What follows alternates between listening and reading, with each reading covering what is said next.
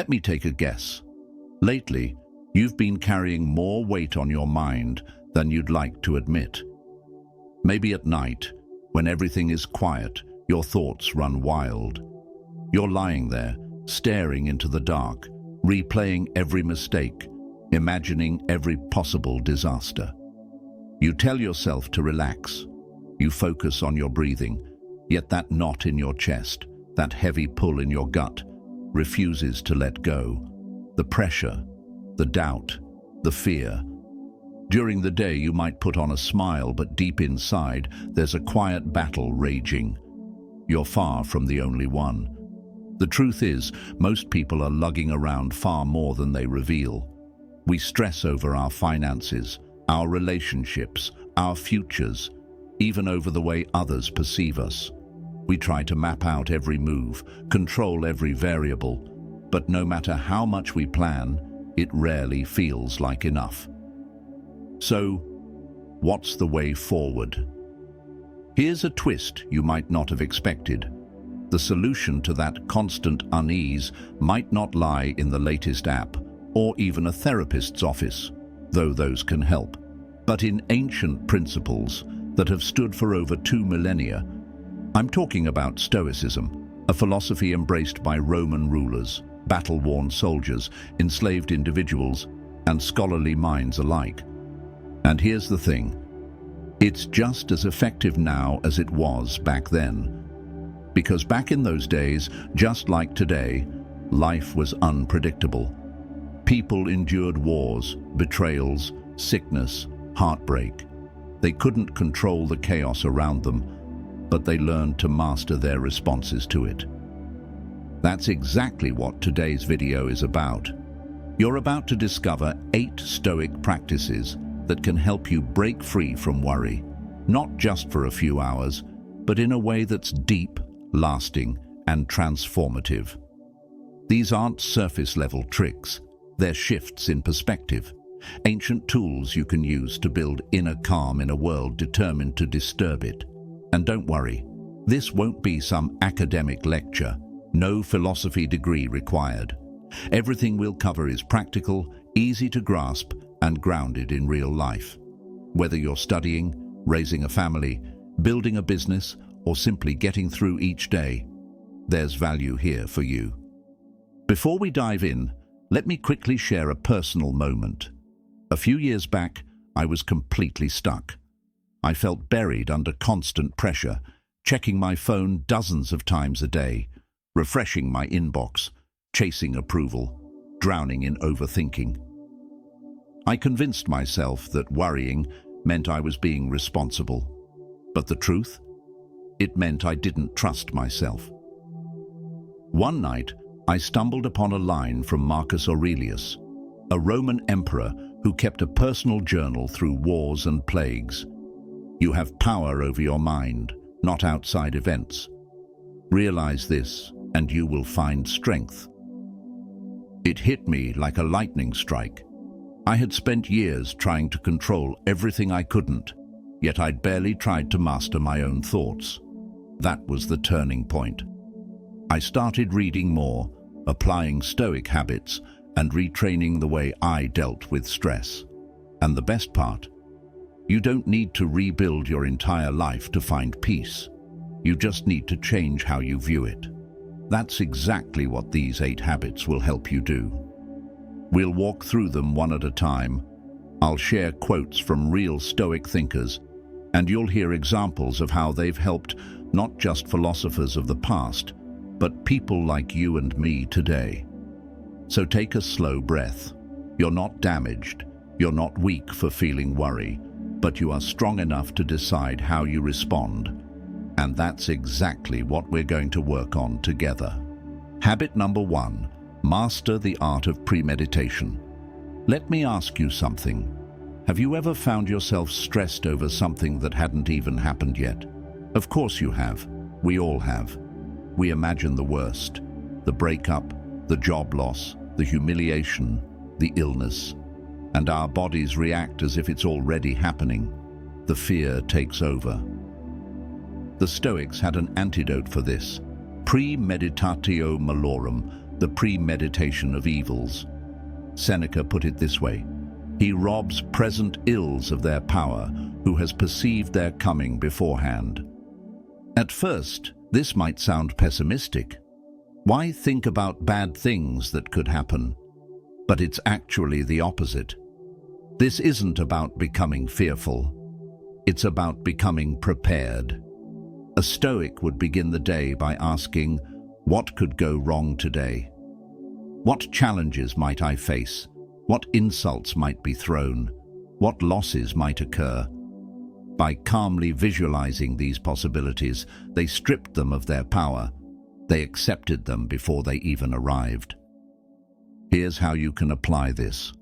Before a crucial meeting, ask, what's the worst that can happen, and how would I handle it with composure? Before making a big decision, ask, if I lose everything, what do I still have within me? Before starting the day, ask, what might test my patience today? Who might push my buttons? And how will I respond as someone in control, not at the mercy of emotion? Worry thrives in uncertainty, but if you've already rehearsed the battle in your mind, you become unshakable. You might still feel nervous, but you won't be ruled by it. You'll have practiced your self-control, your dignity, your calm. And that puts you ahead of nearly everyone else who walks into life unprepared. From now on, before your day begins or before any major challenge, take 2 minutes. Close your eyes and think through what might go wrong. Then tell yourself calmly, I'm ready. That's the power of Stoicism. Not pretending that bad things won't happen, but preparing for them so they never own you. Think about the last time you were stuck worrying over something you couldn't possibly change. The weather, someone's opinion of you, a mistake you made years ago, the state of the economy, or that person who just won't reply to your message. We've all been there. And the more energy we pour into things beyond our reach, the more powerless we feel. This is where one of the most powerful Stoic ideas steps in: the dichotomy of control. Epictetus, one of Stoicism's great teachers, summed it up simply: some things are up to us, and some things are not. It's an uncomplicated statement, yet it holds the key to a quieter mind. The Stoics saw life as having 2 buckets: things you can control, your thoughts, your choices, your actions, your reactions, your values. Things you cannot control, other people's actions, final outcomes, your past, and much of the future. Here's where most people get it wrong. They spend most of their energy on bucket 2, on the things they can't influence. Then they wonder why they're anxious, burnt out, and constantly frustrated. A Stoic flips that script. When insulted, they don't obsess over the insult itself. They focus on how they choose to answer. When facing uncertainty, they don't waste energy trying to predict the future. They concentrate on readying their mind. When betrayed, they don't drown in resentment. They work on keeping their own integrity intact. This is the control test. With every worry, ask yourself, is this within my control? If the answer is no, release it. If it's yes, then focus entirely on the action you can take. Try it in practice. Someone posts something nasty about you online. Can you control what they write? Number. Can you control whether you sink to their level or remain composed? Yes. You didn't land the job you wanted. Can you control the hiring decision? Number. Can you improve your skills and try again? Absolutely. The more you live by this, the leaner your thinking becomes. You stop scattering your energy against brick walls and start directing it toward open doors. And little by little, worry begins to fade. Not because the world becomes easier, but because your mind becomes stronger. As Marcus Aurelius reminded himself, you have power over your mind, not outside events. Realize this, and you will find strength. If you want to anchor this in your own life, say it out loud or drop it in writing. I control my actions, not the world. Be honest. How often have you felt stressed or uneasy, not because of something happening in your own life, but because of what you've read, seen, or heard? Maybe it was a doom-filled headline, a friend's angry political rant, or a social media post that made you feel like you were falling behind. The truth is, much of our anxiety is imported. It's not even ours. We've absorbed it from the noise around us. That's why the Stoics were deliberate about what they allowed into their minds. Seneca advised, "Associate with people who are likely to improve you. Welcome those whom you yourself can improve." That wisdom applies not only to the company we keep, but to everything we consume. You can't fill your head with garbage and expect peace to grow. Here's the habit. Limit your inputs. Guard your mind like it's sacred. Here's how you can do it. Unfollow accounts on social media that leave you feeling angry, insecure, or reactive. Keep news intake brief. 5 to 10 minutes a day from trusted sources beats hours of endless scrolling.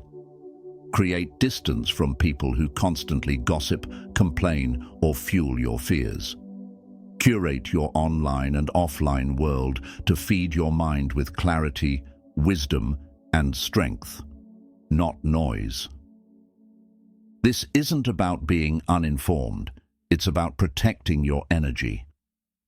The Stoics compared the mind to a garden. If you let weeds run wild, they'll choke out everything good. Worry needs fuel to survive, and when you stop feeding it, it begins to die. You don't have to react to every opinion. You don't have to take on every piece of bad news. You don't have to carry pain that isn't yours. A calm mind isn't passive, it's defended. Build a mental gate and ask of every new piece of information, does this strengthen me or weaken me? If it weakens you, it doesn't deserve your attention. As Epictetus said, it's not what happens to you, but how you react to it that matters. And your reaction will always be shaped by what you allow in. Control the input, and you control the output, and with it, your peace. If you need a reminder, hold on to this. I protect my mind like a warrior. Picture this. Instead of ending your night with mindless scrolling or sinking deeper into stress, you close your day in silence, asking yourself a simple question. How did I live today? This was a cornerstone of Stoic practice. They believed one of the most effective ways to calm anxiety was to review the day's actions, not to condemn yourself, but to understand yourself. Seneca described his own nightly ritual. When the light has been removed and my wife has fallen silent, I examine my entire day and go back over what I've done and said. Think about it. How much of our unease comes from thoughts we never process, feelings we ignore, or mistakes we fail to learn from?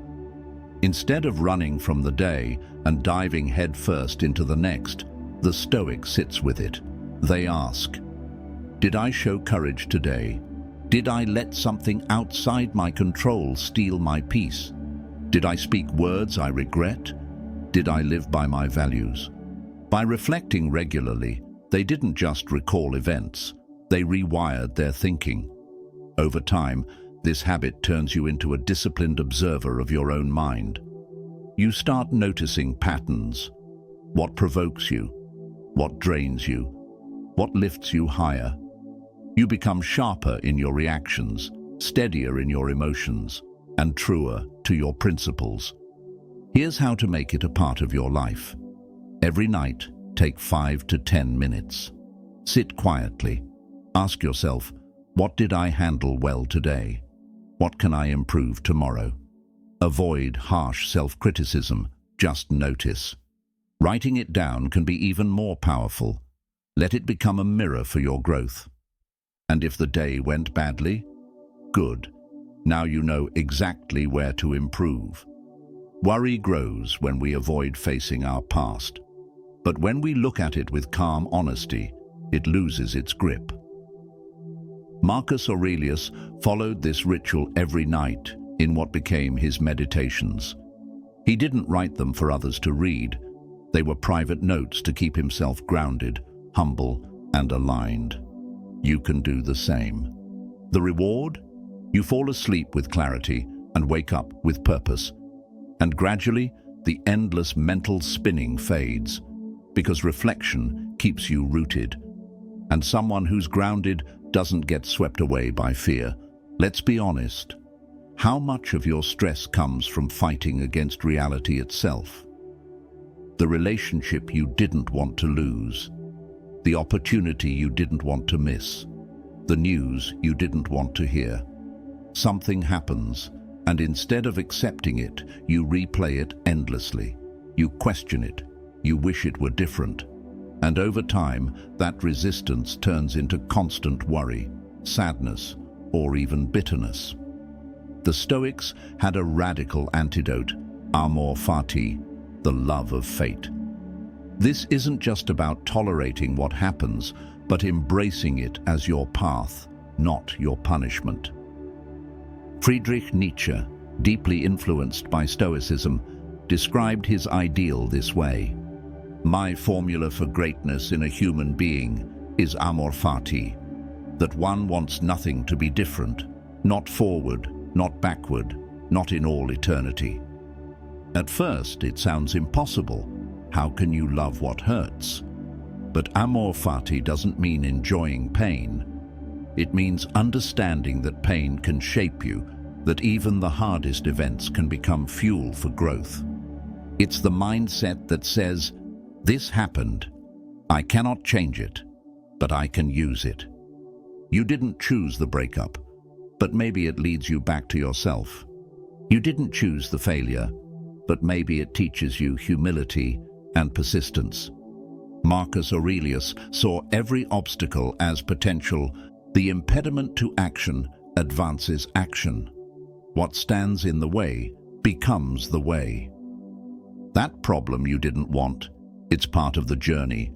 That detour you didn't plan, it might be the real road you needed to take. To live this way, try this. When something unwanted happens, pause, breathe. Say amor fati, then ask, how can this help me grow? What lesson is hidden here? How can I use this instead of letting it use me? Then move forward with focus and strength. When you practice this, worry often transforms into curiosity. Pain can turn into wisdom. And even life's hardest moments can gain meaning. This isn't about sugarcoating reality. It's about cultivating stoic resilience. Because someone who can love their fate, no matter how it arrives, becomes untouchable. Here's the truth. Most of our worry isn't about what's happening right now. It's about what might happen later. We imagine getting sick, losing our job, failing in love, or having everything go wrong next week, next month, or next year. But right here, in this moment, you're breathing, you're alive, you're safe. This is where the Stoics offer one of their most comforting principles: presence. Marcus Aurelius advised, confine yourself to the present. Not the past, not the future, just this moment. He also wrote, never let the future disturb you. You will meet it, if you have to, with the same weapons of reason which arm you today. The Stoics understood that true strength comes from living fully in the now. The past is finished. The future hasn't happened yet. The only moment you truly own is the present. Worry hijacks your mind and drags you into times that don't exist. But when you train yourself to return to now, you reclaim your power. Here's how you can make this a habit. Throughout your day, ask yourself, where am I right now? Am I here or lost in what-ifs? When anxiety starts creeping in, come back to your senses. Notice the ground beneath your feet. Listen to the sounds around you. Focus on your breath. Build small moments of awareness while you drink your coffee, walk outside, or speak with someone. Presence isn't just a mental trick. It's a shield. Because when you live completely in the moment, anxiety has less room to grow. Right now, there is no disaster. Right now, there is no enemy. Right now, there is only now. And it's enough. Stoicism doesn't teach you to pretend that nothing bad will happen. It teaches you to meet challenges when they actually arrive, not 100 times over in your imagination. The more you choose the present, the less space fear has to live in your mind. Make this your mantra. Right now is enough. Because in this moment, you are alive, and that is already power. Here's a paradox you might not expect. One of the most effective ways to stop fearing the future is to practice discomfort in the present. Why? Because when you get used to being uncomfortable, the unknown loses much of its power over you. Seneca, one of the wealthiest Stoics of his time, regularly tested himself with hardship. He would sleep on the floor, eat the simplest food, and wear rough clothing, all on purpose. His reasoning was captured in this advice. Set aside a certain number of days, during which you shall be content with the scantiest and cheapest fare, with coarse and rough dress, saying to yourself the while, "Is this the condition that I feared?" Why would someone who had every comfort willingly give it up? Because he understood that if you can endure voluntary difficulty, involuntary hardship won't destroy you. Worry feeds on unfamiliar pain, but if you've trained with discomfort, things like loss, rejection, hunger, or failure won't feel so intimidating. This isn't about punishing yourself, it's about preparing yourself. Here's how to practice it. Skip a meal and notice that you can still function with strength. Take a cold shower and remind yourself that you can push through resistance. Say no to small indulgences to strengthen your self-control. Get up earlier than you want and do the hardest task first. Each time you do this, you're proving to yourself that you are stronger than your comfort zone. And the more you believe that, the weaker worry becomes. Because the truth is, storms will come. But if you've already walked in the rain by choice, you won't panic when the sky opens. And here's the deeper beauty. When you stop clinging to comfort at all costs, you stop fearing discomfort entirely. That's real freedom. The Stoic isn't trying to eliminate every challenge. They're building the kind of mind that can face any challenge. So disrupt your own comfort from time to time. Live a little harder today so you can live freer tomorrow. The less you fear discomfort, the less you fear life. If you're in the middle of your own storm, remind yourself, I grow stronger through challenge. There's one more habit people often overlook when they're trying to break free from worry. They obsess over results instead of focusing on virtue.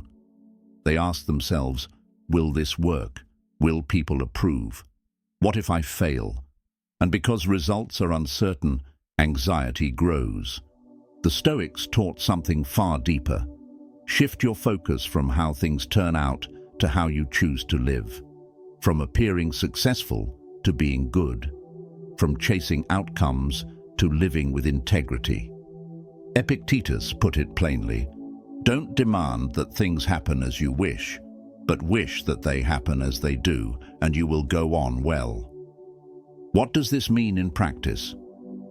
It means that if you live by values like honesty, courage, discipline, and kindness, you've already succeeded, no matter what the world says. Worry thrives when we chase things outside ourselves: wealth, recognition, status, approval. Peace grows when we live in alignment with our principles, regardless of the end result. That's why Marcus Aurelius cared less about being seen as victorious and more about living uprightly. As he wrote, "If it is not right, do not do it. If it is not true, do not say it." Here's how to apply this. Before acting, don't ask, "Will this make me win?" Ask, "Is this the right thing to do?" Before taking a big risk, don't ask, "Will I look foolish if it fails?" Ask, "Will I grow no matter how it ends?" When you're worried about what others think, ask, "Did I act with integrity?" If the answer is yes, you've already won. You don't need to control other people's opinions. You don't need to control the scoreboard. You only need to control your own choices. Because when your conscience is clear, your sleep is peaceful. The Stoics weren't obsessed with fame or ambition. They were committed to being steady, wise and good, even when nobody was watching. And that is where real peace comes from. You can't always control how life unfolds, but you can always control how you live it. So trade attention for authenticity, outcome for effort, fear for virtue, and watch how worry starts to lose its grip. Because nothing can shake a person who knows they lived with honor. If you're ready to make that your standard, say it. I live by virtue, not fear. Worry is a thief. It creeps in quietly, settles in deeply, and, if you let it, can rob you of years of peace, focus, and confidence. It whispers doubts, magnifies fears, and pulls you away from the present moment. But here's what the Stoics knew, and what you now know: you are not powerless. You might not be able to calm the storms of life, but you can train your mind to remain steady in the middle of them. You weren't born to be tossed around by every fear or insecurity. You were born to master yourself. Let the world spin. Let others chase distractions, panic, and exhaust themselves. You stay rooted, still, clear, disciplined, calm. That's the Stoic way. That's true strength. That's real peace. If this message has helped you, share it. Help this circle of modern Stoic warriors grow, because we're stronger when we walk this path together. Now it's time to claim your power. Say it, write it, own it. I choose calm. I choose strength. I choose Stoicism.